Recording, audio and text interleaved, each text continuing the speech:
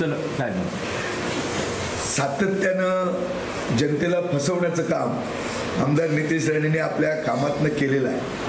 कुठेही त्या ठिकाणी गेल्या 10 वर्षामध्ये कुठलाही विकास त्या ठिकाणी झालेला नाही.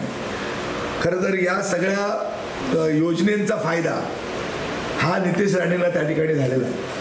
प्रत्येक कामामध्ये जेव्हा वर्क ऑर्डर दिली जाते तेव्हा पहिले 5% रक्कम ही आमदार नितेश राणेंना पोचवली जाते आणि त्यामुळे जो काय परिणाम आहे हा विकासावर जो काय झालेला आहे हा याला जबाबदार नितेश राणे आहेत, आमदार नितेश राणे आहेत. आणि त्यामुळे त्यांनी सत्तेच्या माध्यमातून आपण जनसेवा करतो हे एकीकडे सांगितलं जातं, पण कुठंतरी त्यांनी याच्यातनं आपला स्वतःचा आर्थिक फायदा मात्र मोठ्या प्रमाणात केलेला आहे.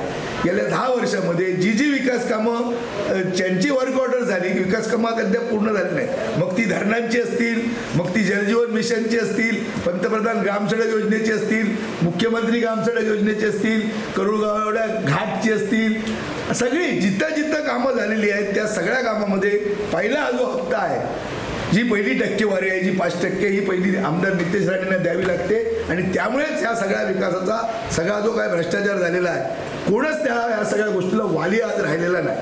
आणि म्हणून परिवर्तन होणार, बदल होणार.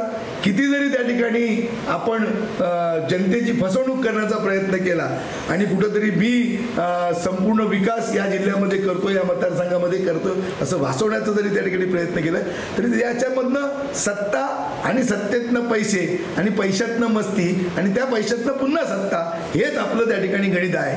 आणि म्हणून याला लोक कंटाळलेली आहेत. येणाऱ्या 2 महिन्यानंतर किंवा जेव्हा ते निवडणुका घेतील त्यावेळी या मतदारसंघातनं या मतदारसंघामध्ये महाविकास आघाडीचा शिवसेनेचा भगवा फडकलेला आपल्याला दिसेल. एक शिवसेनेचा आमदार त्या ठिकाणी या भागातनं महाविकास आघाडीचा आमदार त्या ठिकाणी निवडून येईल. कारण गेली अनेक वर्ष या भागाचं प्रतिनिधित्व विरोधी पक्ष करत आहे.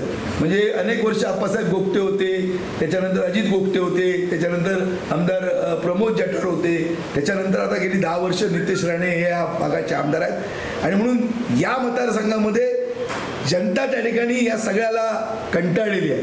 कुठंतरी लोकांना परिवर्तन हवं आहे आणि परिवर्तनासाठी, बदलासाठी जिल्ह्यातली या मतदारसंघातली जनता सज्ज आहे. येणाऱ्या 2 महिन्याच्या निवडणुकीमध्ये त्या ठिकाणी जे काय बदल आहे हा बदल त्या ठिकाणी दिसेल आणि आमदार नितेश राणेंना या मतदारसंघातली जनता त्यांना जागा दाखवेल.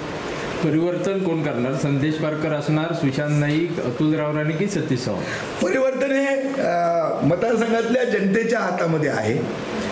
महाविकास आघाडी म्हणून आम्ही सगळेजण याच्यामध्ये या सगळ्या निवडणुकीला म्हणा या विधानसभेच्या याला सामोरे जाणार आहोत. आणि पक्ष नेतृत्व जो का आहे किंवा महाविकास आघाडी आहे हा निर्णय याच्यावर त्या ठिकाणी करेल. जो निर्णय होईल तो निर्णय प्रत्येक पक्षाचा जो कार्यकर्ता आहे त्याला ते बंधनकारक आहे. आणि मग सगळे सांघिकपणे आम्ही एकत्र येऊन यावर त्या ठिकाणी निर्णय झाल्याच्या नंतर जो कोण उमेदवार असेल त्याला निवडून आणण्यासाठी प्रामाणिकपणे या मतदारसंघामध्ये काम करू.